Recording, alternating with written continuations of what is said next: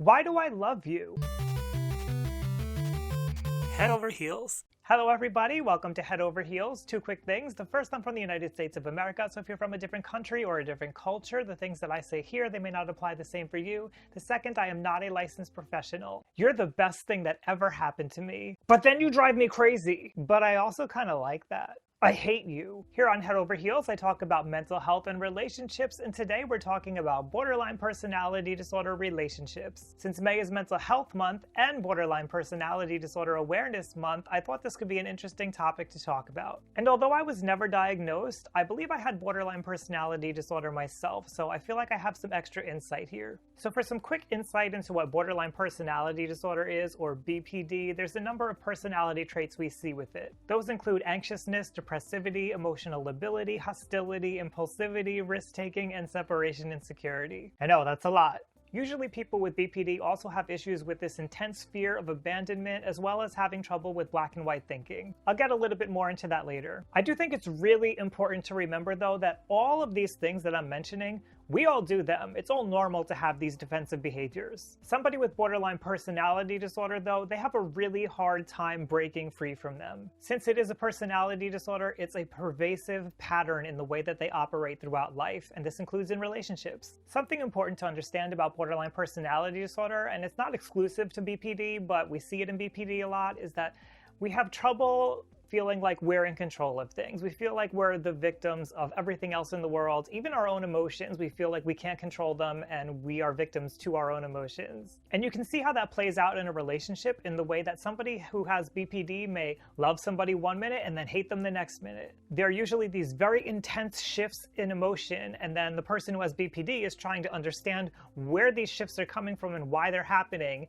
and they usually paint other people or themselves as black or white, good or bad. What I think is important to understand here is that these intense shifts in emotional experience, they're happening in your body. And when you have this intense fear, it shuts down your thinking system. So somebody who's experiencing emotional lability the way someone with BPD does, they can't think straight. It's hard to see that you or your partner are not black or white and that there is a gray in between, or maybe that there can be black and white at the same time. Everything just feels intense and split in different directions and constantly shifting. Every relationship feels like a whirlwind. Now, as I mentioned, people with borderline personality disorder, they also have a lot of trouble with separation insecurity, which is that fear of abandonment I talked about. Personally, I suspect that this usually comes from attachment trauma and having an insecure attachment. What I think is important to understand here is that, of course, it's normal to want your partner to be around you, and of course it's normal to sometimes want our alone time, but it's not so normal when it's so intense that you need them around all the time, or you push them away and don't want anything to do with them. Of course, yes, we're all going to have those fights and we're all going to have those moments, but generally a relationship is supposed to be more stable. Unfortunately, this fear of abandonment can make the person with borderline personality disorder lash out. They can become hostile. They may do something impulsive. They may feel like it's their fault that their partner's leaving them, or they may get angry at the partner for leaving them. And this can be when the partner isn't even actually doing anything. This is because it all stems back from that feeling in our bodies of the emotions constantly shifting around and the way we react to it in our mind. I think we've all experienced a time when we've had intense anxiety and it made us want to just do anything, do something quickly, that impulsivity that somebody with BPD does. Sometimes what we do is risk-taking. We think it's thrilling to try something new, or we do something dangerous because we're testing our limits. Other times that anxiety builds up so large that we just become full of it and we can't do anything with it, so we blow it out and we become hostile and angry at the people around us. And what I'm really trying to get at here is that intense emotional experience is what drives most of these BPD symptoms and shows up in relationships in ways that aren't so great for having a healthy relationship. The symptoms are getting in the way. And in general, living with borderline personality disorder is very confusing and disorienting. Every day it feels like there are waves crashing around you, constantly barraging you, and it feels like there's really nothing that you can do about it. But there are things that you can do. Now, for the partner of somebody who has borderline personality disorder, it's very confusing for them too. Imagine your partner telling you how much they love you, and then 3 days they just don't talk to you, and then all of a sudden they're really angry and they're lashing out at you, and then they're apologizing and wanting to be close and intimate with you again. It's what is going on?